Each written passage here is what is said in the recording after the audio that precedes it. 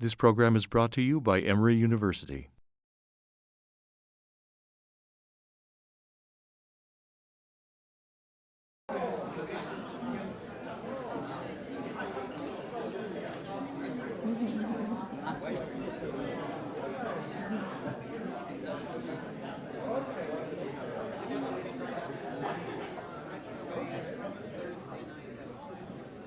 We have another approach, too, that has characterized much of the U.S.-China Forum to date, and that is the Field of Dreams approach. We build it, and they will come. So I'm going to go ahead and get started. My name is Sita Ranchad-Nilsen. I direct the Institute for Developing Nations here at Emory. The Institute is a partnership between Emory University and the Carter Center to connect scholarship to the Carter Center's work in peace and health programs in a variety of ways. 2 years ago, IDN signed on as a collaborating partner to the China Program's China-Africa initiative. At that time, the focus was on finding ways to strengthen and grow mutual understanding, particularly between African communities and African organizations and governments and China. The focus was also, I think, on kind of a secondary focus was on this tripartite collaboration that we've been hearing a lot about over the last day and a half, and that is as we look to a new era of U.S.-China relations and cooperation, how might connections with Africa be a place in which that collaboration can be strengthened? So 2 years ago, when we signed on, I talked to my colleagues here at Emory and the Carter Center, and one of the things everybody wanted was to hear from Deborah Brautigam. And it's taken us about that long to get her to come because of her very, very busy schedule. Indeed, she shared with me last night that after her book, Gift of the Dragon, was published, she did 52 speaking engagements in the course of that first year, and I don't think she's slowed down much since then. Deborah Brautigam is a professor of international development and comparative politics at the Johns Hopkins School for Advanced International Studies. She also directs their international development program.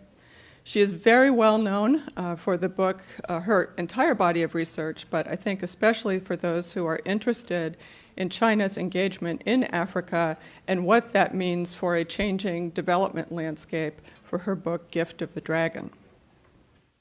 I'm very pleased that her visit to Emory coincides with the U.S.-China Forum that has been organized by the Carter Center and the Holly Institute, and I want to express my appreciation to the organizers for working with us to get all the pieces to go together very smoothly. The forum, just so you know, we have a mixed audience here today. We have people who have been attending the forum, who have been together for a day, or in some cases a day and a half at this point, discussing what the new era of U.S.-China collaboration looks like, how we can strengthen collaboration and understanding moving into the future. And surprising to some, but not to everyone, is that Africa was a central part of that conversation, with a lot of emphasis on what tripartite collaboration, and I should say, when I say that collaboration between U.S., China, and Africa, that this is it's tripartite in terms of collaboration, but I think the understanding is that it's very much a demand-driven collaboration that is driven by the needs and priorities of African countries. So that has been a central part of the discussion. I'm happy that we're able to continue that today with Professor Brautigam. I want you to be aware that we are joined in this session by many members of the Emory community, and I welcome you, and I'm glad we have the opportunity to have this discussion together. At this point, I would like to turn it over to Professor Brautigam. After she makes remarks, I'm very pleased that Professor Jagdish Sheth is going to be moderating the question and answer period, and following that, at the very end, my colleague Sean Ding from the Carter Center has a few announcements. So please join me in welcoming our guest, Deborah Brautigam.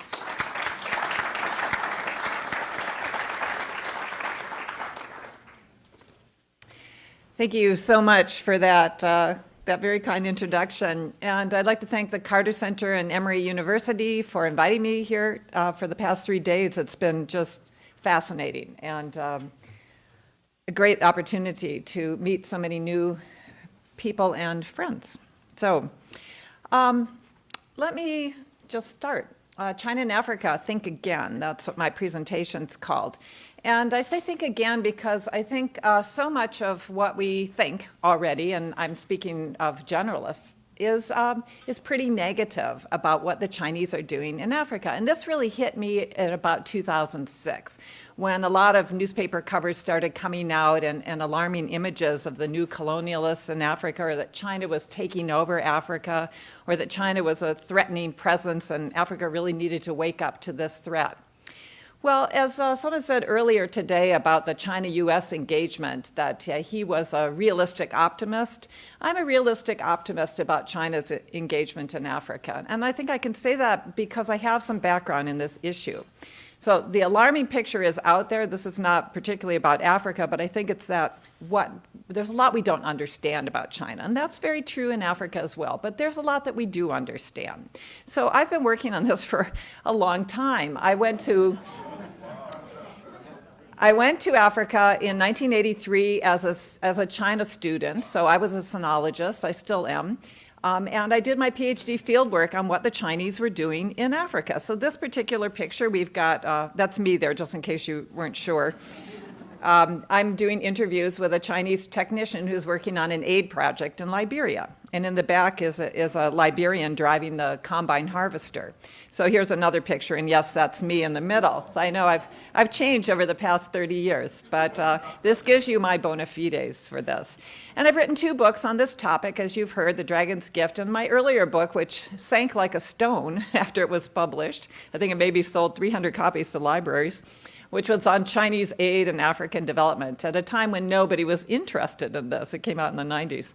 So I often tell a story, and I think I wasn't going to tell you this story, but I'm going to anyway because I think it helps frame a lot of how the Chinese think about Africa. And so it begins once upon a time. And once upon a time, there was a very large, poor, but resource-rich country just emerging from a period of intense conflict. And this country decided to focus on development. We need to modernize our infrastructure, they said. We need to modernize our mines and our ports. And soon they had a visit from a wealthy Asian power that had already become a major consumer of their oil. And this major power said to them, "We'll give you a bargain. We'll offer you a line of credit worth $10 billion. And you can use that credit to have our companies export materials and equipment to you. Our companies can help you develop your ports and your mines. And you can repay us with your oil." Now, many in this poor country were very concerned about this deal, and it was negotiated over a period of years. But finally, they agreed, and the work began. Now, when I tell this story, I usually stop here and I say, do you know who these 2 countries might be? And usually, people say, yes, they know one of these countries, China. And I say, that's good. Yeah, China was one of those countries. Doing well. And then usually they guess for the other country, Angola, Sudan, DRC, so on and so forth. And I see people in the audience nodding. But I'm going to give you the answer. The answer is the other country was Japan. China was the large, poor country with oil just emerging from the Cultural Revolution, a period of intense conflict. The Chinese decided to focus on development, and Japan was there. Now, Japan and China were not close friends. This arrangement was not foreign aid. This was a commercial arrangement, but it was based on mutual benefit. The Japanese could export to China. China, which had no access to international credit markets, could build its infrastructure using higher technology and better equipment from Japan. And they could pay for it with what they had, which was their oil and their coal. Now, I tell you this story because it frames a lot of the way that the Chinese look at Africa. And it also shows the opportunities that are available for Africans who want to take advantage of that possibility for a mutually beneficial arrangement. It's not easy. It's not always straightforward. It involves a lot of negotiation, as China did with Japan. But for countries that want to take charge and use their assets to move forward when they can't access credit on the international markets, this is an opportunity. So let me keep on. When we talk about China and Africa, we're often talking in very large groups. And I can't tell you how many times I've been in conversations where people say, China, India, and Africa. Now, these three countries, blah, blah, blah, blah. And I'm thinking, wait a minute, Africa is 54 countries. So when we talk about Africa, are we talking about the military in Egypt? Are we talking about labor unions in South Africa? Are we talking about Equatorial Guinea, a very rich but very poor country? The parliament in Ghana? Sonangol, the state-owned oil company in Angola? There are a lot of different Africas that we're talking about. And in China, is it the Communist Party? Is it traders from Zhejiang? Is it China National Petroleum Corporation, big SOE? Is it people from Hong Kong who are now coming out and also coming fast into Africa? Is it the Ministry of Commerce? There are a lot of different actors. They don't all have the same interests. They don't all act the same way. In order to understand the relationship, we need to understand these different parts. Now, China's interest in Africa is very real. There's no mistaking that. Africa is not the biggest area of Chinese interest. A lot of people in Africa think that it is, but it's not. The Chinese are much more interested in the United States and in Europe. And even for natural resources, country by country, they're interested much more in Australia than any African country. But the interest is very real, and the top-level visits have been frequent. And it does present some real concerns, and I'll lay a few of those out. For example, and this is all documented, the Chinese are importing illegally harvested timber from countries in Africa. We can see this in Mozambique, in Gabon, in Tanzania. There's a lot of evidence about this. It's a problem. Rich Chinese are buying items made out of ivory. This is also a problem. And I think China has in the past, and it's getting better now, but in the past presented a difficulty for our diplomacy in trying to work on human rights issues because of China's policy of non-interference. So this has been a problem as well. And Chinese companies that have been released from their ministries are now trying to do business all around the world, and they're selling small arms. So they're becoming the largest small arms exporter to Africa. And in a situation where there are lots of conflicts, this is not a helpful role. And Africans have a lot of concerns. For example, they're concerned about Chinese goods coming in and flooding their markets and wiping out their local industries. And there's a lot of evidence in the textile industry that this has happened. They're also concerned about small-scale Chinese traders coming in and competing with them. They've been facing this kind of competition for a long time. They've had Lebanese there, they've had Indians there, they've had Africans coming from one country to trade in another country. That's been a common feature, but they haven't had Chinese in this kind of role before, and they haven't had so many all at one time coming quickly. But I think the major concerns that I hear about are labor relations. And these are cultural conflicts, different expectations of how work should be done, how long work should be done, what kinds of safety standards should be in place, what kinds of protection. So those are the things I hear when I'm in Africa. And then lack of transparency. So there's a lot of business going on, and business is often untransparent, but the Chinese government is much less transparent than others about its export credit agencies and its official aid.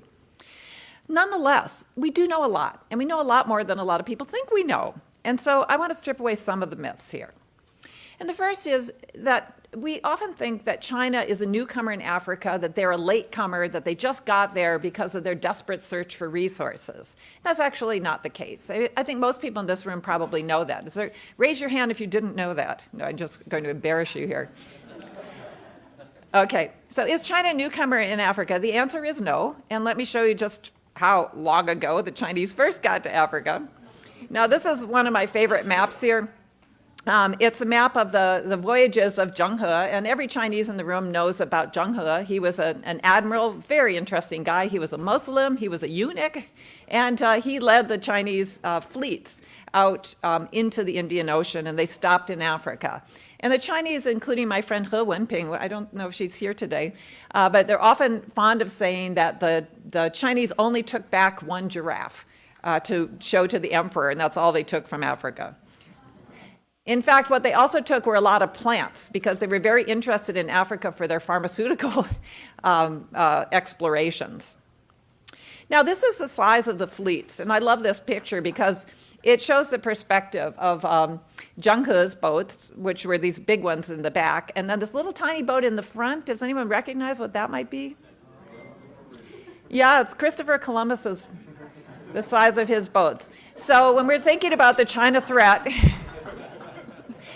if they'd gone head-to-head in the oceans at that point, you can see who probably would have won. Now, the Chinese did go away after the Ming Dynasty. As we know, China closed down, turned inward. But then they came back again after the PRC was founded. And in the first years, it was all about supporting socialism and socialist brothers. So it was in Tanzania, Guinea, other places with socialist leaders. But that very quickly changed. And these are all the pictures, yes, of Mao and with his friends in Algeria and other people in the non-aligned movement. But that socialist brotherhood quickly changed into a more pragmatic approach. And the pragmatic approach came out of the diplomatic battle with Taiwan, in which the Chinese were trying to get into the United Nations. And so they had a lot of aid programs, which were gifts in part out of their economic diplomacy. And so by 1975, the Chinese had aid programs in more countries in Africa than the United States did. And this happened because they could aid all the socialist countries, and then they aided all the countries that recognized them and stepped over from Taiwan. And that was more countries than the United States was dealing with at that point. So, and you can see here the iconic Tanzam Railway that was built, that again, I think every Chinese knows about this project. So, by the 1990s, Chinese interest in Africa was growing and growing, and visits kept on coming. These were not just a new thing in 2006, but Chinese presidents and premiers have been going to Africa for a long time.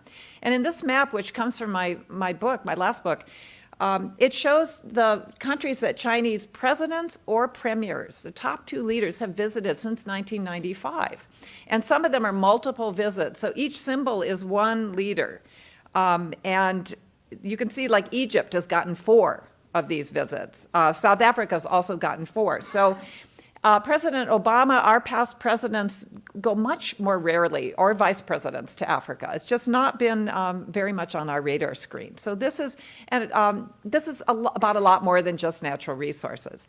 So let me go into that. A lot of people think the Chinese just want to go to Africa to extract natural resources. And I'm not saying that they're not interested in that. They're hugely interested in that. But that's not what it's not only about that.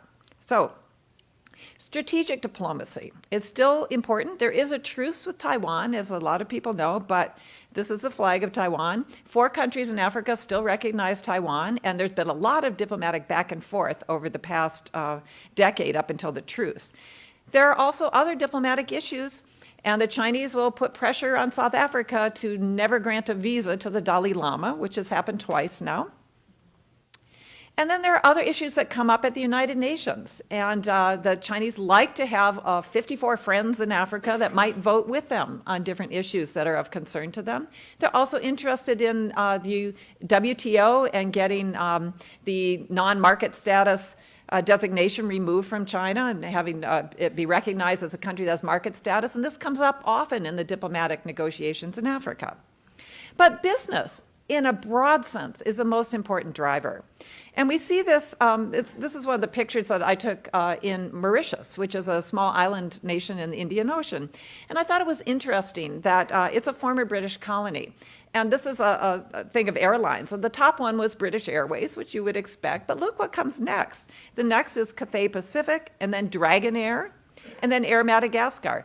And so I took that because I think it represents some of the changes going on in Africa and that relationship with Asia. Now, trade is really big. These are exports to Africa from China, and you can see from 2000 to 2010 just how much that's gone up by multiples. And here's, for comparison, the United States. And one of the reasons why we feel that we're losing a little bit is that in 2000, we had twice as many exports as China did, and by 2010, they had twice as many as we did. Now, imports from Africa. The Chinese are also very interested, and most of this is natural resources, at least 80%, 80 to 90% is raw materials and commodities. And here's the United States. Now, we import more than the Chinese do from Africa, and 80% is oil. And then above that, we also have other raw materials. But most of the raw materials that we consume from Africa are actually channeled first through China. Then they're processed into manufactured goods, and then we buy them, because we aren't producing as much, the raw materials. This is another area that is huge, infrastructure contracts. And if you look at the amount, this is the revenues that Chinese companies are reporting from their infrastructure work in Africa. In 2003, it was under $5 billion, and by 2010, it was $35 billion. So this is the turnover that they're getting each year from these infrastructure contracts. And at this point, the Chinese, since 2000, have built 60,000 kilometers of roads in Africa, and they put up power plants generating 3.5 million kilowatt hours of capacity. So that's a lot of infrastructure that's been done by Chinese companies. And they're getting about a third of the Chinese contracts that are gained overseas are now done in Africa. So this is a big area for Chinese business. And there are a lot of needs in Africa. This is a road that some may think this is one that collapsed after it was built by the Chinese, but that's not the case. This was a road that was built, that was devastated by the war in Liberia. So there are needs of war reconstruction, and the Chinese have been very active in rebuilding roads in Liberia. This is a picture that I took in Tanzania, and it's just it's an upcountry road. They're building a bridge there. And if you can see closely what's happening here, there's one Chinese manager. Everybody else, of course, is a Tanzanian, which is how it usually works. It's not true that the Chinese bring in all their own workers for these projects. And so this one, but you can also see that the Tanzanian workers are not wearing uniforms, they're not wearing protective clothing. And I have another picture that shows some of the Tanzanians, they're actually barefoot doing this work. So these are not proper construction standards, and this is an area of criticism that's quite legitimate. And here's a power plant that the Chinese had been involved in. This is a picture I took in Sierra Leone. It's a lot of building construction. This was actually built in 1983. When I was first there, and the Chinese, after the war, went back and they replaced all of the tiles on the outside and replaced the elevators and refurbished the building, which is housing a lot of ministries in Sierra Leone. And these are other projects that I took these pictures in Tanzania, but they're commercial and government buildings, and none of these were financed by the Chinese government in this particular instance. And it's not just buildings and roads and power plants, but fiber optic networks, wind farms, telecommunications towers. And indeed, the cell phone revolution in Africa is largely being carried on hardware and infrastructure that's been set up by Huawei and Zhongxin Telecommunications, Chinese firms. And who's financing this? It really is not mostly the Chinese government. It's all sorts of different actors. And I would say the Chinese government finances about 20 to 25% of this business in any given year. What about foreign direct investment? How much of this is going to Africa? We don't know. That's the short answer. I just came from a conference at Princeton where we were complaining about the lack of data or good data on Chinese overseas foreign direct investment. It's not really the fault of MOFCOM. They do publish this data, but it's bad data. And it's bad because this is where the Chinese FDI is going out as its first port of call. And this shows the largest place they're going is Hong Kong. So once it goes into Hong Kong, that's an overseas financial center. We can't track it after that as being uniquely Chinese. It's also going into the British Virgin Islands, the Cayman Islands, and so forth. So this is money that can't easily be tracked. And some of that will then come into Africa. Why do the Chinese do this? It's not because there's some nefarious scheme to try to hide their OFDI. It's because they have capital controls. And so once companies get their money outside of the border, and Hong Kong is considered outside of the border, they can move it much more freely. They don't have to get a license or permission to make an investment. And if they have earnings, they keep them offshore as well. And so that's where a lot of the FDI is coming from, those offshore financial centers. If China opened up its capital controls, we'd have a lot better data on where the OFDI is coming from. Now, according to the official data, which is not good, this is the amount going into Africa. And you can see in 2008, there was one blip up. There's a larger amount. So the yellow at the top of these columns is what's going into Africa. So you can see it's also not that much. It's bigger than this, but it's not bigger in a huge multitude bigger. So this is, again, comparing the official data, which is not good, with the U.S. data to Africa, which is not as good as we would like. So the U.S. is still, according to the official data, larger, except in 2008, which was a unique year, and I'll show you that. But we have problems with the transparency of the U.S. data as well. I think we have a good idea of the overall data that's going into Africa as a continent, but we don't know how much is going in country by country, because a lot of that data happens to be confidential. So what about China's largest investment in Africa so far? You might guess it's a copper mine or an oil investment or something along those lines. So far, the largest completed investment where the money has actually been transferred and is a done deal is a bank. So it's 20% of Standard Bank. Now, think back what I've just been talking about. Why would China's ICBC, the largest commercial bank in China, Industrial and Commercial Bank of China, why would they buy 20% of South Africa's Standard Bank? It's about the business. It's about learning from a partner who's very active in Africa about how to get financing contracts, how to make loans, how to do syndicated loans. And they've been actively involved now in Standard Bank's business and learning very rapidly how to do this. Now, another thing that people often believe is that Chinese aid is huge. And I've seen things like that China gives 3 times as much aid as the West to Africa. That's all the West. Well, in the year that this claim was made, the West gave $120 billion in aid to Africa, if you include everybody. And the Chinese gave about $2 billion. So that was in 2008. Chinese aid is not huge, and I think one of the reasons why people make this claim, as happened in a recent op-ed in the Wall Street Journal, where they said in 2011 that the Chinese had given $189 billion in aid, that was what they allocated in 2011. And the actual figure for 2011 is even including the concessional loans, which are subsidized out of the aid budget, is probably about $10.5 billion worldwide. So why do they think it was so large? Well, the methodology was, I think, one that was really flawed. What they did is they collected media reports of everything that had anything to do with the Chinese government. And then they said, well, we don't really know if this is aid or not, so we'll just say if it's connected to the government, we'll just call it aid. And this was done by researchers at RAND, which you think for the Department of Defense. And so I joked about this as saying that at least our Department of Defense thinks that China's putting its money into aid rather than the defense budget. So maybe they'll relax a little bit about the China threat. But actually, the aid budget is a real budget. It's not, and it is actually fairly transparent, and it's not nearly that large. And it doesn't do any service to our understanding to try to paint it as though it's an enormous program. What is bigger, though, is export credits. These don't qualify as official development assistance, but they are out there. Most of the ones that are going into Africa are not subsidized. They are at LIBOR, London Interbank Offered Rates, plus a margin. And it's going up from China Commercial Bank, or China Development Bank. Their credits are almost LIBOR plus 3%, which is quite a bit higher than some market rate syndicated loans in Africa. So out of this, you can see again the growth in China Exim Bank. This is about the export machine. It's about selling Chinese goods. It's about financing Chinese companies. The amount that goes to African governments or any government is that narrow part of the export buyer's credits. Everything else is going to Chinese companies to drive their business. And that's how our export credit agency works as well. It's not about foreign aid either. It's just a lot smaller than the Chinese.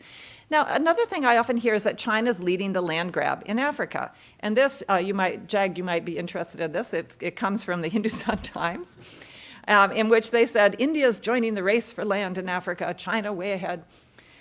Well, I spent a year about a year and a half ago, I was at the International Food Policy Research Institute for a year as a visiting fellow. And one of my projects there was to look at the media reports about Chinese engagement in land in Africa. And so we did this very systematically. We took the 25 largest cases. And we looked into each one of them. And we did this through field work. We did this through our partners who were located in African countries. And then we did it through checking into media reports a little more deeply. And I'll give you just one example from these media reports.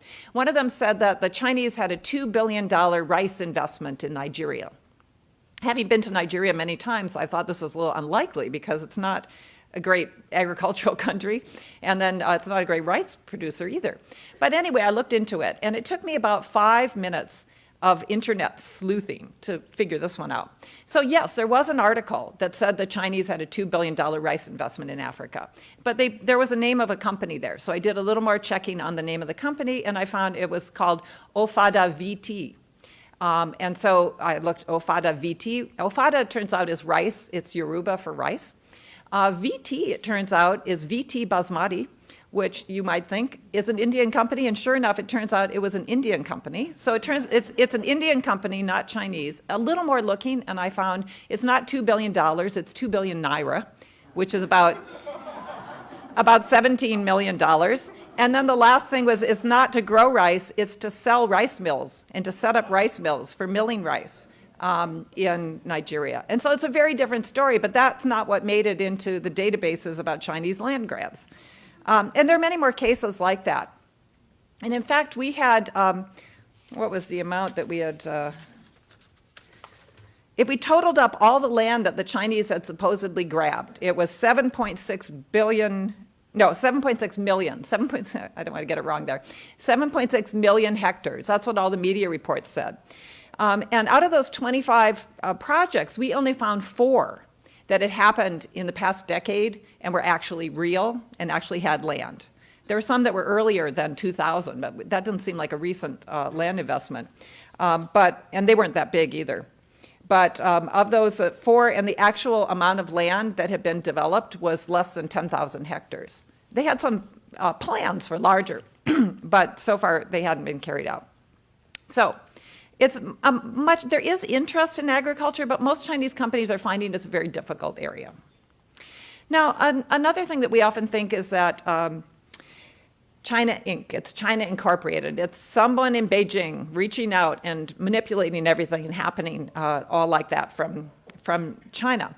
Well, there's a saying in China that it goes, 上高皇帝远, 你们听得懂吗? It means the mountains are high and the emperor is far away. And this is a saying that they say in whether the capital is in Beijing or Nanjing or wherever the capital happens to be. It's hard to control what happens out in the provinces. And if you can imagine it's hard within China, it's even harder from Beijing all the way to Africa. And so I'll tell you one story. We often hear China's doing this, China's doing that. And in the DRC, there was a very large negotiation over a copper, it's one of these commodity-backed infrastructure packages again. It's supposed to be $3 billion investment in a copper mine, and then another $3 billion in infrastructure that would be secured with the proceeds from the copper mine, but not connected to the copper mine. And then originally it was going to be another $3 billion, so $6 billion. So everyone talked about this as it's China, China doing this. Well, let's break it down into who actually did this. If you break it down, you learn a lot more about what happened there. So I talked to one of the negotiators of the original deal. He was with one of the Chinese companies, who was Sino-Hydro and China Railway Engineering Corporation. So you might wonder, why are 2 construction companies doing a mining project? And that gives you a little bit of a clue as to why this happened. So in 2003, in the DRC, these Chinese construction companies were active. They were carrying out projects, and they said, we want to get more work. We want to do more business. So they talked to the Minister of Infrastructure, and they started figuring out how can they put something together where they could get more construction business, and the DRC could pay for it because they didn't have money. So they said, well, there's this way that we can do it. You can secure a loan. with a commodity export of some kind. And then that way you can use it as a mortgage and you can get the infrastructure money and then we can carry out the projects. So they thought this is win-win for, for the construction companies. They got the Minister of Infrastructure on board. They went to Gécamine, the mining company. They said, we have this abandoned mine that some Europeans left. It's full of water, but if you want it, you can put that into the package. And that's what they did. So they put the package together and then they brought it to Beijing. And they took it to China Exim Bank and they said, can you finance this? And they looked at it for a few years and they said, I think we can. And so this package then was financed. It's run into a lot of problems since then, but that's the short story. So what it was is Chinese construction companies wanting work, and they said, well, we can take the mine. They don't know anything about mining, so they have to bring in somebody else to do that, and that will be used, and then we can get these contracts through non-competitive bidding processes. So a lot of murky things going on there, but it's much more helpful, I think, to understand it all, to see it as these different actors than to see it as China coming in to this. Now, we're looking at China and Africa a lot of the times as part of the problem. But I think that China is where we have to also look as well as Africa. The solutions are going to come out of Africa. But China can also help, and Chinese actors can help. And here is one actor. You may recognize this tall fellow here. Yes. Yes, and he's even bigger than an elephant. Isn't that a little surprising? So this is Yao Ming in Africa. And one of these is a sweet picture of Yao Ming with a baby orphaned elephant, and the other is a not very sweet picture of Yao Ming standing in front of a dead elephant who has been killed for its tusks. And so what is this about? It's about the start of the solution, which is re-education and trying to make ivory as a negative connotation in China as it has become in Japan. Japan used to import a lot of ivory from Africa. And then a surprising thing happened. The Japanese crown prince got together with Prince Philip of the UK, and together they made a statement that ivory was not cool. You know, ivory was a really icky thing. You know, it was really bad. And so the Japanese demand for ivory went like that. And this is what needs to happen in China. And that's how the problem's going to be solved, through changes in demand there. Now, I think we have in the West, and particularly, I was saying to someone earlier today that I know Fox News is famous for having a kind of distorted picture of China-U.S. relations. I don't listen to Fox News either, but I've heard this. But I think it's my perspective sometimes that the main media in the United States has a kind of distorted perspective of China-Africa relations, and they're not getting out there and really doing the kind of good reporting that we need to have. And so there's this mask, and I don't know if you can read the small print on this, but this is Fu Manchu. I mentioned this yesterday, that a colleague of mine had done this wonderful research on how the British media was reporting China and Africa and Britain and Africa. And she called her article Fu Manchu, which is about the Chinese, how they were represented, versus Dr. Livingstone, who's the British doctor who went into Africa as the good guy in the dark continent. And I think that's a lot of the representation that we have, that we're not looking at African agency and how Africans are partners in all of this and shaping a lot of it. Instead, it's this Chinese, and this says down there, the Chinese devil man, Dr. Fu Manchu, who wanted to rule the world. Scary. But that's a representation in Africa a lot of the times. And I think this is a really distorted mirror, and it's not very helpful. And so what I see of the Chinese in Africa reflects much more things like this. It reflects the Japanese practices in Asia and Southeast Asia, how they built these deals that they looked as being win-win, and they were largely commercial. But if you look at the infrastructure built by the Japanese around Southeast Asia, if you look at the industry that the Japanese moved offshore into Southeast Asia, a lot of the economic boom in Southeast Asia is due to that Japanese cooperation. And again, most of it was not aid, but most of it was not. It was about business. And the second thing I see when I look at the Chinese in Africa is France. And I say this because a lot of the way the French do deals in Africa involves this kind of elite-to-elite contacts, dinners between French presidents and African presidents, and then deals being announced after that. And this is very much, in fact, the Chinese would love to have the kind of access to African leaders that the French still have in a lot of countries, and even outside of the Francophone countries. So I see France, I see Japan, I see possibilities there. And I don't see Dr. Fu Manchu. So I'll end with just one point, which again goes back to my realistic optimism. I think inflating the challenge from China could be just as dangerous as underestimating it. And I think this goes for the United States and China relationship. And I think it also goes for the relationship between China and Africa and how we in the West view that. So let me end with that. Thank you.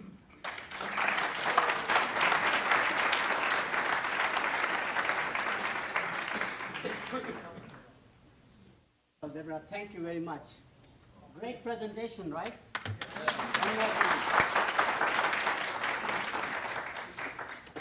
Those of you who don't know me, I'm a professor in the Gozueta School of Business, and I'm in primarily the geopolitics aspect, globalization of enterprises, global competition as one of my areas of specialization.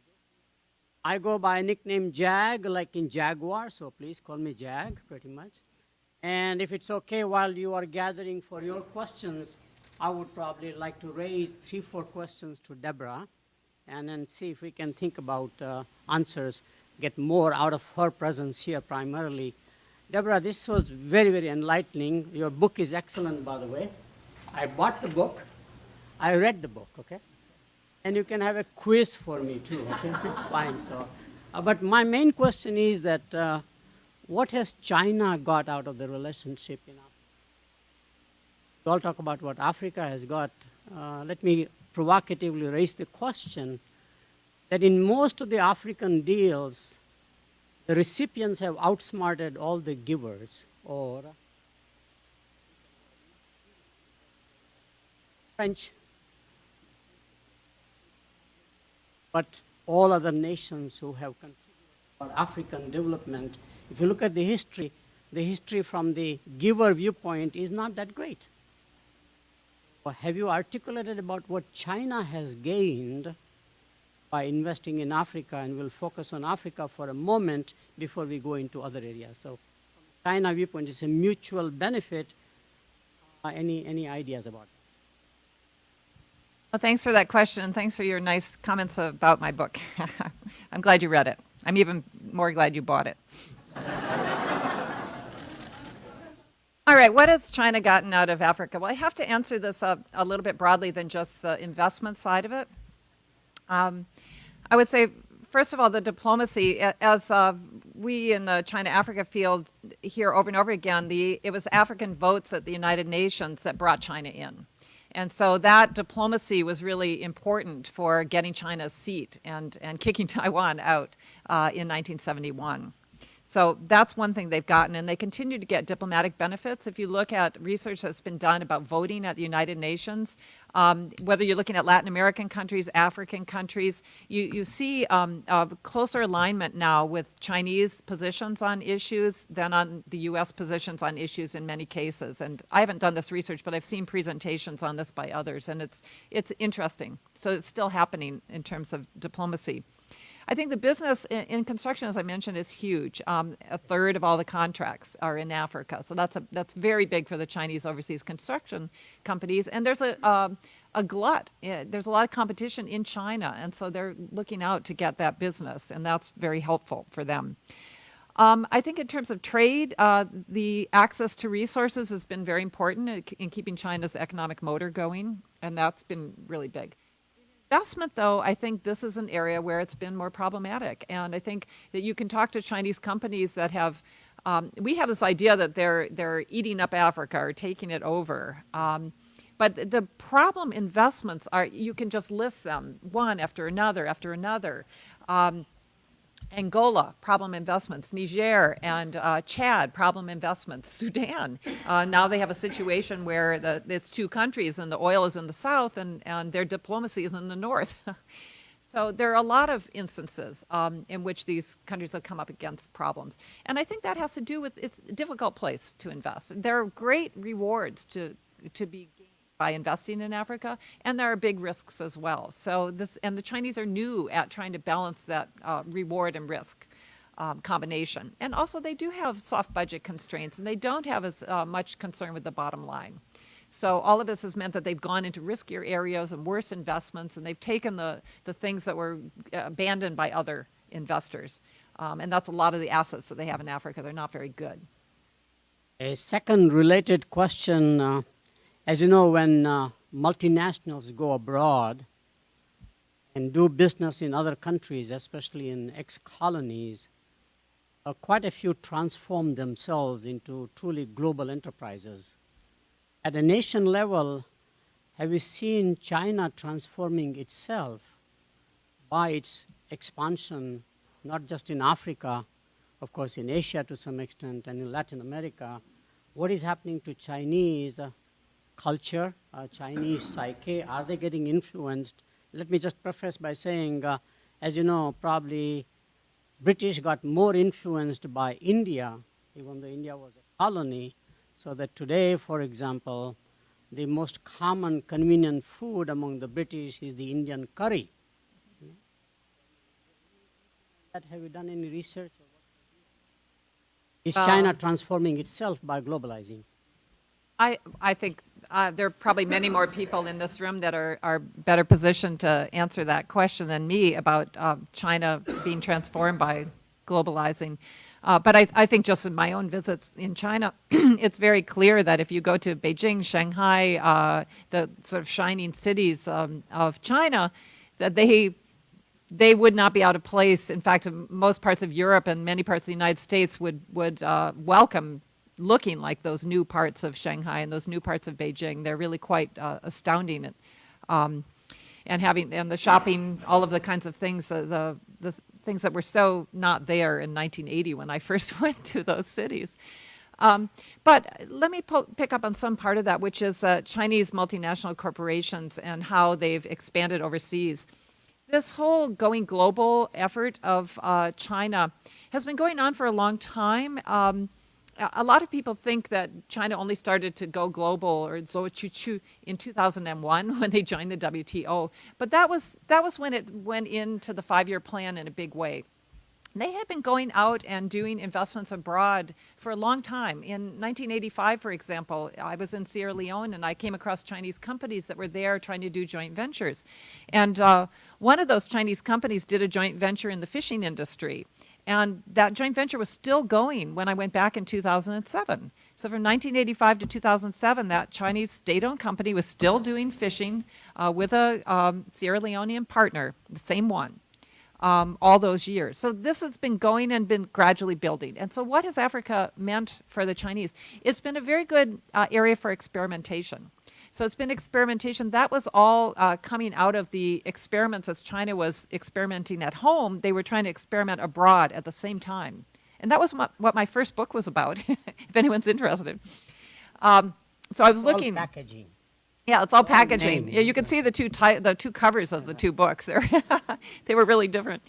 But that experimentation has been happening a lot in Africa. And so you have big Chinese multinational corporations like Huawei, like Zhongxin Telecommunications, like Geely, like Haier. They have all set up in Africa, and they're doing assembly there. They are selling their wares and their services, and they're finding it's quite competitive. I was in Johannesburg in January. I was there twice this year, but in January I gave a talk at Witwatersrand University, and the person who dropped me off afterwards was driving a Geely. And I said to her, why did you buy a Geely? I was just interested in her rationale. And she said, well, with my salary at the university, I could afford a used Toyota or a new Geely. So I decided to go for a new Geely. And she said, it works pretty well, except when I have the air conditioning on, I'm trying to go up a hill. So it is an area in which firms face less competition at their price point. There's not much else out there. And they're finding very big markets, as you can see from the exports going into Africa. Question here and a question there. Yes. Deborah, you give us a very good presentation and make us more knowledge on China's relation with Africa. Would you please give us your comment on your remark on the so-called Chinese policy to Africa aid without precondition? You see, Chinese official aid to Africa countries mostly not interfere with their domestic affairs, and mostly do not put political condition first. And many West countries' aid put political condition first. Then when they competing with Chinese government aid, they always failed. So many Western criticize Chinese policy of aid without precondition. Would you say something about this? Oh, thanks for that question. It's a really good one. It's true that Chinese don't have many conditions on their aid. There is one, of course, and that is that you have to have diplomatic ties. So you can't have official ties with Taiwan and then get aid from China or export credits or any other official government assistance. So that is one condition. And then another condition is that the aid is usually tied to the use of Chinese goods and services. So you can't just use that money and then try to get others to do the work. It has to be Chinese. So that aside, it is true that there aren't any political preconditions aside from the one China policy. And this, to what extent has this created problems for us? I think there's more of a sense that it's created problems and a feeling than a lot of evidence that it's created problems. If you look narrowly at aid, the Chinese don't give that much aid. What they do is more in the realm of official finance coming from CDB and China Exim Bank. And there's a lot of official finance coming from Western entities like commercial banks, but it's not coming through the government. So that's where a lot of the mix-up happens. People think that must be aid because it comes from the government. But I would say that from some of the difficulty in a place like Angola, and here's one that got famous for this kind of thing. The Chinese had a loan, which was not aid actually, but it was a loan with no political preconditions, $2 billion. And it was given in 2004 at a time when the IMF was trying to push the Angolan government to become more transparent. And so the IMF was saying, we won't assist you, or we won't give you a line of credit unless you become more transparent. And all of the donors countries also lined up behind the IMF, and they said, we won't have a post-conflict reconstruction conference for you the way we've done everywhere else until you become more transparent. Angola is a very corrupt country. So this is it's a reasonable request, perhaps. But what nobody was really looking at, and this is something I talk about in my book, was that at the same time that the West, the official West and the IMF were all lining up to say, we won't fund Angola unless they become more transparent and manage their oil revenues better, which was, they managed them terribly and a lot of corruption. At the same time, there were multinational banks lining up to give syndicated loans to the Angolans. And billions were coming in, 6, 7, 8 billion just in a period of about 4 years. So the Chinese were there. They weren't imposing conditions. They were setting up these oil-backed loans. And all of these Western banks were there. They weren't imposing conditions, and they were also setting up these oil-backed loans. So it was a very crowded room. And so there was no way that these governance requirements were going to be followed by the Angolans when they had so many different sources of finance. Now, Angola may be a special case because they could access capital on international markets. A lot of other countries can't do that. And so in those instances, we may be facing more problems with governance conditionality. But there aren't very many other examples where you can see that our efforts to thwart bad governance were countermanded by the Chinese. You could look at Sudan, but that's not a case of funding. It's a case of oil companies already there that didn't leave. Chinese, Indian, Malaysian, they all stayed because they weren't subject to sanctions. And so they continued to provide funds to the Sudanese government through the oil revenues because these were joint ventures. In the case of Zimbabwe, again, the Chinese they haven't put very much finance into Zimbabwe. So they have invested, but again, not nearly as much as we think. So I think those two cases, I talk about them both in the book, those provide the most evidence that we have about Chinese engagement thwarting Western efforts, along with Angola, to try to impose better governance or human rights conditions. And I think they're problematic. The Chinese didn't play a positive role in Sudan up until after the Beijing Olympics. And I think it was through civil society pressure. And I think in Zimbabwe, there's been much less involvement. The Zimbabweans actually, I had lunch with the former Minister of Finance for Zimbabwe, Tendai Biti, a few weeks ago, and he told me, we could not get very much money from the Chinese, and they kept just telling us, you have to repay your old loans before we'll give you new loans. And he said it was really hard. So that relationship is a little bit different than I think we often think. Let me pick up another question from there, or a comment. I have a question, but first I want to thank Deborah for this wonderful presentation, and we learned a lot. Like Jed, I bought the book, I read it, but I've gone further. I let my students to read it and do research on this issue, together with reading many other different opinions. My question is really about this, what you describe, the myth of Chinese influx or the Chinese coming, 中国人来了. Kind of like to what extent this myth or reality has generated or fueled the kind of other countries, particular major powers like the Europeans, United States, India, Japan, that there is a de facto or increasing competition to go into Africa, and to what extent this has benefited African countries when now they perhaps have more choices in picking those different foreign FDI. And I'm asking this question because until recently, the image of Africa in the world, at least in the English-speaking world, is out of Africa. I remember this is an Oscar movie about 10 years ago, or at least the Hotel Rwanda, that Westerners are getting out of Africa. Now the Chinese went in, and then create this either a real growth or imagined growth. So how does it affect other countries' competing effort? Thank you.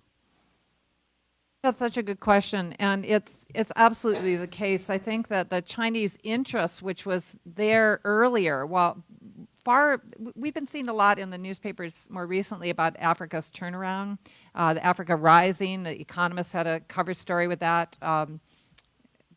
message. And it's true that a lot of things are looking better in a lot of countries. There have been some governance improvements. There have been policy improvements. This has taken a long time, but it's looking a lot better. And the Chinese were there a lot earlier. And what they kept saying was that the policy environment is better, the investment environment is better, and that's why we're going in now. So they were responding to those. Before, a lot of other countries, firms had really picked up on the fact that it was changing, because they were still looking at the Economist cover from 2006, which said, a failed continent. So that was a message that they still had. So this sense of Africa as an investment destination is really turning around, and the Chinese have, I think, been very much part of making that switch and making other competitors come back again to see what the Chinese were seeing there. Now, I can see also some specific changes in how, for example, official U.S. engagement in Africa, how this is changing as a result of Chinese activity. When President Obama was in Africa recently, he announced the Power Africa initiative, which is going to be, it's a very interesting initiative. It's supposed to be over $7 billion. It involves a combination of public and private money, and it's over 5 years. So $1 billion of that each year will come out of our Exim Bank, and it's supposed to support power projects in Africa.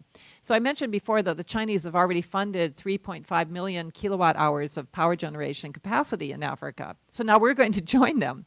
And this is critical. There's so many power needs still in Africa that 3.5 million kilowatt hours is just a drop in the bucket.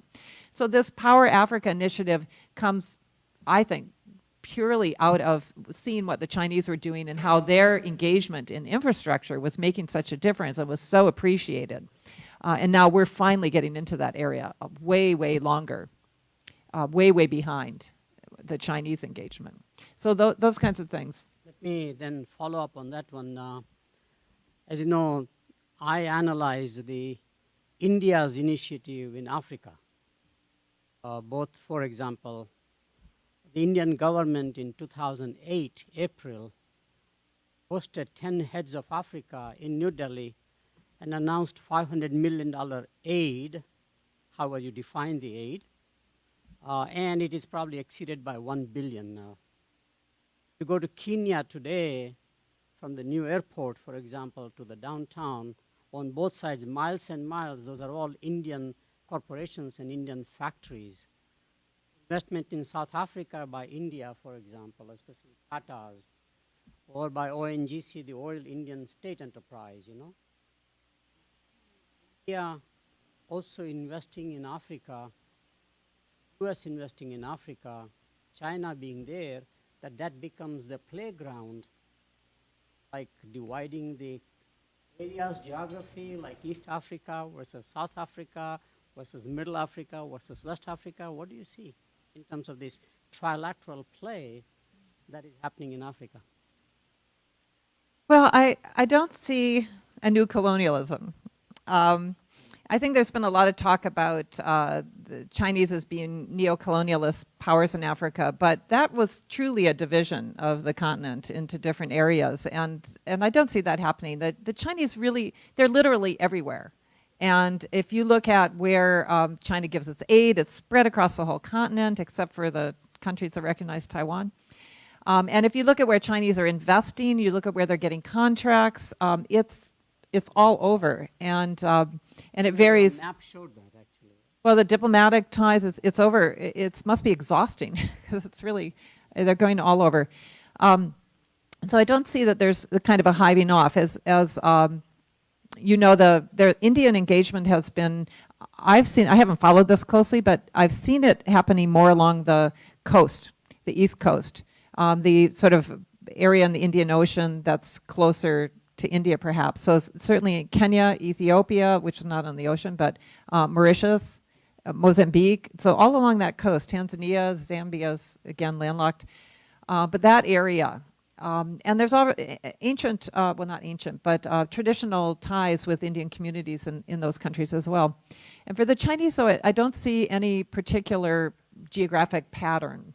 But certainly it's an interesting time. There are so many different partners there, possible partners. Exactly. And in other words, the point I was leading up to is that unlike the ex-colonial things, it may be one where they'll learn to cooperate with each other, even on the business front, as it might happen in the oil or the energy sector, for example, automotive sector, for that matter. There's a question there, please, yes. Professor Brautigam, this has been a great presentation, and I think we've all learned an enormous amount. One of my Chinese friends said he was certain it would be translated into Chinese and would be widely read and praised. Can I just say it's in simplified characters and complex characters already, good. so Oh, take very your good, choice. very good. I have a couple of rather different questions and observations to ask you to comment on, and they're in no particular order. Number one, you're a China person. I mean, you trained in the China field. You got the language, and you did the academic training to be a China person and chose to do research on China and Africa. And I wonder, as we look at this new world that we're looking at now, where China is global, the United States is recognizing that China is global. The theme of the last 2 days has been all about that kind of new world. Whether you could imagine, for example, that your work could have been done by an Africanist, let's say an American Africa scholar who didn't have Chinese. So think about the ways in which China training is essential or not essential to the kind of work that you as an American and other Americans ought to be doing. That's number one. Number two, the theme of this whole Carter Center Emory conference and forum over the last couple of days has a sort of action orientation to it. The idea was, thanks to the Carter Center's role in the world, the idea is, and thanks to the whole discussion of the new relationship between major powers that President Xi Jinping and President Obama discussed at Sunnylands, the notion is we're in a new world now. We're no longer in the old kinds of Cold Wars, and we're no longer only in an economic world. We're in a world of shared and cooperative interest in big global problems. And for the Carter Center and for this community, one that stands out obviously is the Carter Center's long commitment in Africa. I wonder if you could speculate a little on just how the United States and China could actually turn good intentions into practical cooperation when you and I both know that getting things done between the U.S. and China is very complicated, even bilaterally, not only when you're working on a third country or a third region. It's hard work to get the two sides to be to get the same bed and the same dreams. So I wonder if you could comment a little bit on that as well. Thanks for those questions. I couldn't have done what I did in my research without the China background, and I think it's just enormously helpful for understanding China's going out into any different region to have that background. China's not an easy country to understand, and I can't say that I'm an expert on China. There's so much I don't know, but there's a lot of places I know where to look to find out what I need to know, and to ask the people that do know.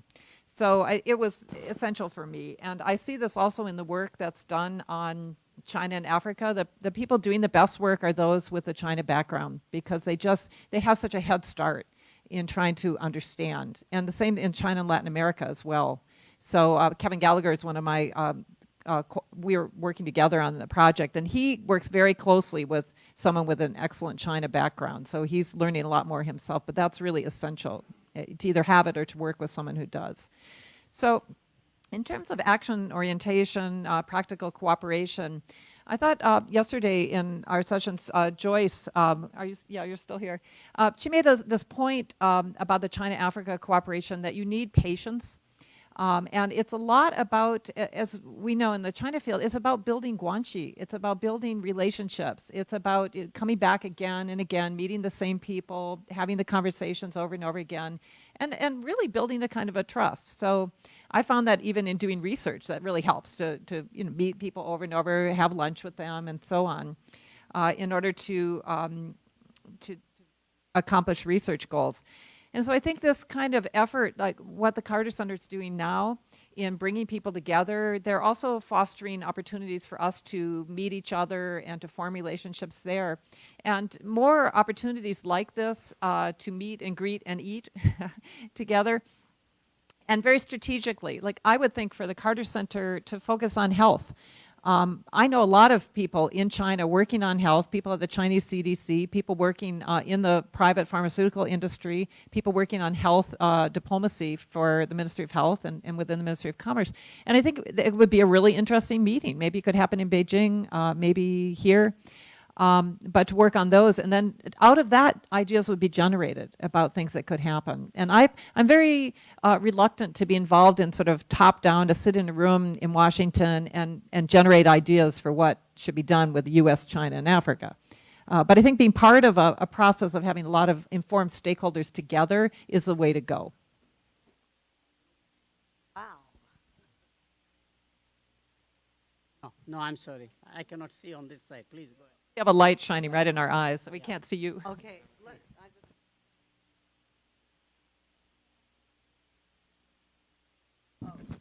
Does it work or? Okay. What about the trade deficit between China and Africa? Is there a large deficit rather than a surplus? Microphones very close to your mouth, please. All right. Is there a large deficit in trade, like we have a trade deficit? And are they in Africa worried about, budget balancing and currency manipulation, like we are with China? Those are good questions. Let me take the currency issue first. There is concern amongst a lot of the emerging market countries in Africa and elsewhere about what they perceive as an undervalued Chinese currency, because this also affects their exports. So they're competing with the Chinese exports in some markets. So there's concern about that. But it's interesting that it doesn't usually come out as, they don't come out and make a big statement about it. So, but I have talked to enough people to know that they wonder how much of an unfair advantage this currency has given China. But it's mostly a past issue. I would say that the appreciation now of the yuan has really brought that much more into a more realistic position. So that's not as great an issue. I don't hear much about that recently. In terms of the trade deficit, continent-wide, the trade is remarkably balanced. And so if you look at imports going into Africa, and exports going out, it's very balanced, much more so than than with us. I don't know if you could see that in my presentation, but that masks a lot of differentiation country by country. And so in some places, for example, in Angola, there's much more going out to China, much less going in. And in other places, it's the opposite, where there's much more goods coming in from China, much less going out. So it's interesting to me that I see over and over again at the Ministry of Commerce this effort to work on these trade imbalances. So they understand this is a sensitive issue. And so that's why they've been pushing to Chinese companies to relocate their manufacturing investments to Africa. They're pushing for more African exports to come in of different kinds. That they have a program of zero tariff entry, which is kind of like our Africa Growth and Opportunity Act, AGOA. So there's more than 400 products have zero tariff entry from the poorest countries in Africa into China. And these are not just, in fact, most of it is not raw materials, it's processed goods. And I have the whole, the list of those products, if anyone's interested. And I was surprised to see how many were processed and semi-processed goods. So this provides a real opportunity, I think, for African governments that want to adopt more of an industrial policy to try to move up the value chain in various ways to try to take advantage of that for exporting into China. Because wage rates are going up in China. There's less and less, there's more competition at that lower end and more opportunities now. And that's going to be changing. In another 10 years, it's going to be so different than it is today at that low end.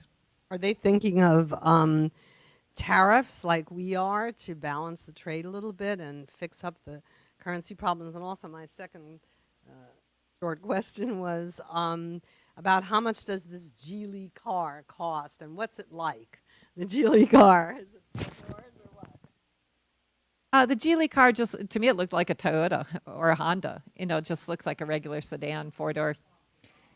I don't know. You'll have to look on the internet. Very cheap, I hear, from an expert. Do you have a Geely? Oh, it's, I have no idea. I have no idea, but I can assure you that it probably has to pay a big tariff to come into South Africa. There's a question there, and later on here there was a hand raised, which I can see through the light. So please go ahead. Questions. Yeah. I was told no more speaking. But I stood my ground and did not give up. I said, I just have to comment something. I'm not going to ask questions or take time, but I'm taking time now. I just want to thank you for clearing the picture. I felt very bad. My husband made it a point for me to come here. That is Dr. Rivera over there sitting. Attend this, especially. And I felt very bad being Chinese, looked like Chinese. But I grew up in Mumbai. Namaste ji, Jagdish said. And so the Kenya driver happens to be Kenya, and he started talking. The Chinese is not fair. They go there, bridges and overcharges and all that. I felt bad. And then yesterday I heard we have only Chinese workers. That compounded my hurt feelings as a Chinese. And I'm so glad that you clarified. And as a Chinese, I really felt. And then even though I feel very much Indian, but I look like Chinese,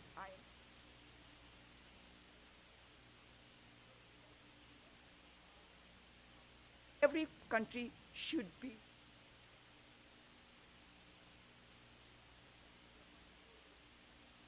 Aren't we? Thank you. Thank you. There's a question over there. There's a hand raised. Yes, please. Yes. Yeah, you mentioned in passing.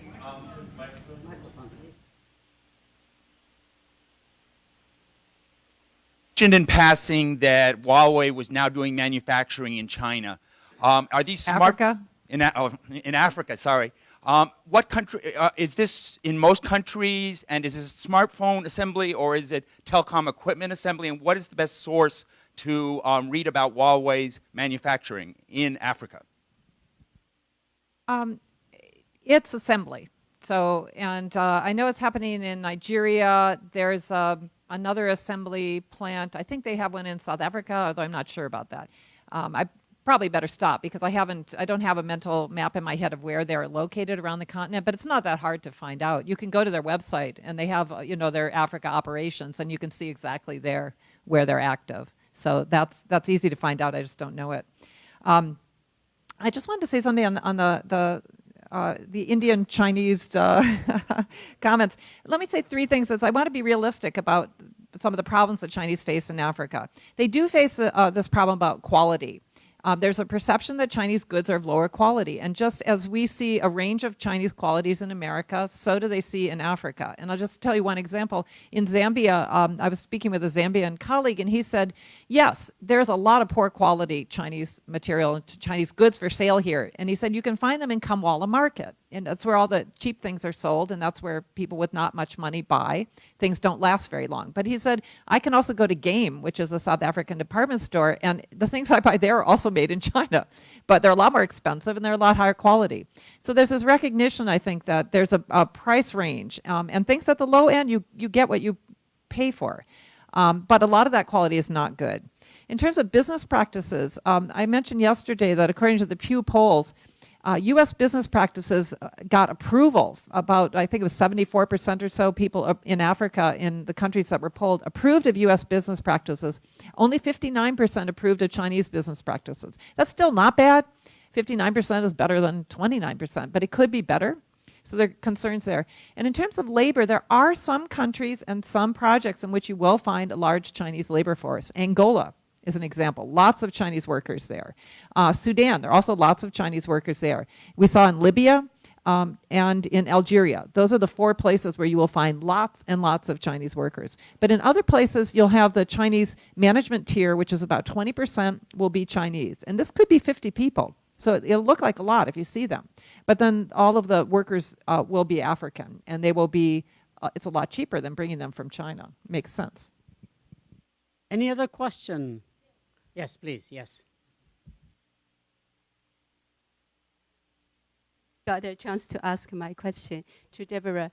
Thank you. At first, it's all well inspiring, and then I just want to ask a question related with your area development, because you've been observing Chinese presence in Africa for so many years. My question goes to, it's nothing, it's maybe you didn't touch upon very much in your presentation, but I know you are still doing your observation traveling in China and Africa. So I really wonder, what do you think of in long term, the development China has been brought into Africa continent? Anything different from Chinese own experiences? And then yesterday we heard about the Coca-Cola, what they've done. They said they not only buy their license, they also buy social license, all this kind of issue which related with both culture and then your development issue in long term. So I really wonder, in terms of Africans' long-term development, what kind of a positive really China has brought, if there is, and then comparatively with other countries, this is external development and then their internal development, what kind of element you observed so far? Thank you. I'm a firm believer that development happens inside. I mean, it happens domestically. And people change, policies change, and that's what generates development. So I think China's an excellent example of that. After 1978, look what happened in China with different leaders and different policies. So in any African country, that's what's going to generate development. And I don't think the Chinese are going to do, they're not going to develop Africa. That's not their job. But what they can do in countries that are serious about development and that want more opportunities, they offer a lot more choices. They have a lot of finance. They have a lot of interested companies. And so I see this in places like Ethiopia, where I think the United States still thinks of Ethiopia as a place that there's a famine around the next corner, and that's all that we can do there is try to rescue them. The Chinese see, and there's a business opportunity around the next corner, and we better get in there and invest. And so it's a very different perspective. So if maybe 2 things ultimately. One is that change of mindset that others are now, again, looking at Africa as a place where you can do business. It's not easy. There are a lot of challenges, but there can be, and I think like with Coca-Cola, business can be a generator of development. And then the second thing is the ideas that China presents a model. I'm not sure that the model of state authoritarian capitalism is one that necessarily is going to work across Africa, and I wouldn't be advocating. But there are a lot of experiments that happen and a lot of ways in which they try to figure out their own path forward and learn from others. And I think that's what China provides, another area where African governments and African civil society can go to learn about what they can do. And they can evaluate how it's worked in China. They can see the terrible environmental problems. They can try to avoid that as they move up. And they can also learn from things the Chinese have done right. So that's what I think is the most useful, that China can be an example. And people can learn from that about how to do it at home. That I have a follow-up question on that one. As you know, if you look at the US engagement in Africa or rest of the world, the civil organizations have been a very strong element, both NGOs or faith-based organizations, whatever the reason is. They've done a wonderful job in the way they have contributed toward those countries. China going to also then have large civic organizations. Wait. Let's debate a little. Let's debate it. What oh. Okay. What's your view about China having their own large civil organizations, not only for their own domestic issues, but also for globalization aspects of China? Well, on the positive side, I think civil society has developed enormously inside China. If you look since 1978, just the number of non-governmental organizations, the number of civil society organizations has increased enormously. Some of these are what we would call either quangos, quasi-NGOs, or gongos, government NGOs. So there's a question about just how independent they are. But in Africa, there's been very, very little Chinese civil society engagement. It's almost negligible. There are a few examples of Chinese environmental organizations that have now started to make common cause with African environmental organizations, and I think that's a very positive development. But there's not very much else happening. There's maybe some education cooperation that would be civil society based. But other than that, it's not happening. I do think civil society and NGOs have a really positive role to play. I think in Africa, we had gotten to a point in our aid relationship where we were kind of thinking that NGOs might develop Africa. And I don't think that's the way to go for development. I don't think any country in the world has been developed through microfinance and NGOs. It can help. It can certainly help, but that's not the way. That's not the way to really move forward. So even though my great aunt was a medical missionary, and I told you in Nepal, and I built a hospital there, that was helpful. But that's look where Nepal is today. So I think we have one last question, please. Yes. Well, then you've got 54 countries in Africa. They all have different labor costs. So if you're looking at South Africa, it's hugely more than in China. It's South African labor. I remember in Zambia, I remember a Chinese person at the Ministry of Finance, an official, who was answering a question about labor disputes in Chinese mining companies in Zambia. And he said, you know what, the miners in Zambia, what they're demanding for wages right now is more than I make in my job. So he said these are very expensive workers. So that can happen. But it's in some countries, certainly the unofficial wage rates are, well, I'll tell you one story. In Nigeria, I interviewed a Nigerian entrepreneur who was doing joint ventures with Chinese entrepreneurs, and they have factories in the East. And I said to him, he's making plastics. And I said, how can you be competitive about plastics? Because I've heard that the Chinese imports had wiped out the plastics industry in Nigeria. And yet here I see you producing, like you have 800 African workers, Nigerian workers here, and you're producing night and day. And how can you be successful? And he said, he brings all his equipment from China. He said, I pay my workers the same that workers are paid in China. And he said, I've got my raw materials here in Nigeria because it's petrochemicals. And I've got distribution networks all around Nigeria and in the neighboring countries. And he said, my quality's better, my prices are cheaper, and I can outcompete any Chinese export. So that's not happening in very many places. There's still, Chinese experts are outcompeting African entrepreneurs in most cases, but the opportunity is there. And the labor wage rates that he was paying were the same, and they're going up a lot faster in China. Last question, and I know I have 1 minute left, so Deborah, please. Oh, I'm so sorry, yes. How do you assess Chinese-African Cooperation Forum? The Chinese in 2000 set up something called the FOCAC, the Forum on China-Africa Cooperation. And this was followed very quickly by the Forum on China-Caribbean Cooperation and the China-South Pacific Cooperation Forum and the China-Lusophone Countries Cooperation Forum. And there's one with ASEAN and in the Middle East. So there are a lot of different cooperation fora. And these are, to me, in Africa, this is set up largely to provide economies of scale because 54 countries, you want to have good relations with all of them. How can you get them all together? So every 3 years, they have these meetings, and they are able to hear a lot of ideas and then also to present areas of cooperation where it's kind of one size fits all. So they'll roll out, right now they're doing 25 of these agricultural cooperation demonstration farms, and they've got these economic and trade cooperation zones, and like hospitals would be like 20 built across and 100 primary schools. And so they can just do one thing and it can be spread through a lot of countries. So it hasn't worked. In 2006, it was remarkable how many African leaders came to Beijing for the Beijing summit of that. But then the next meeting you didn't get as many leaders coming. And so... Well, they went to India. Well, yeah, maybe they did. So I think it certainly served its function, and I think it helps a lot to coordinate the relationship across the continent. And I think it's been quite successful compared to even India's trying now. Japan had something before.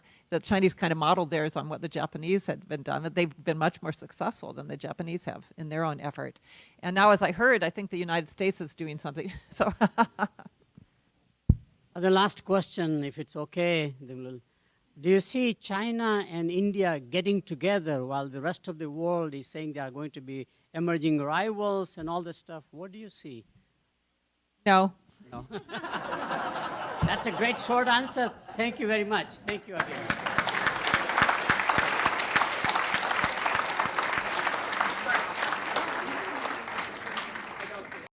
The preceding program is copyrighted by Emory University.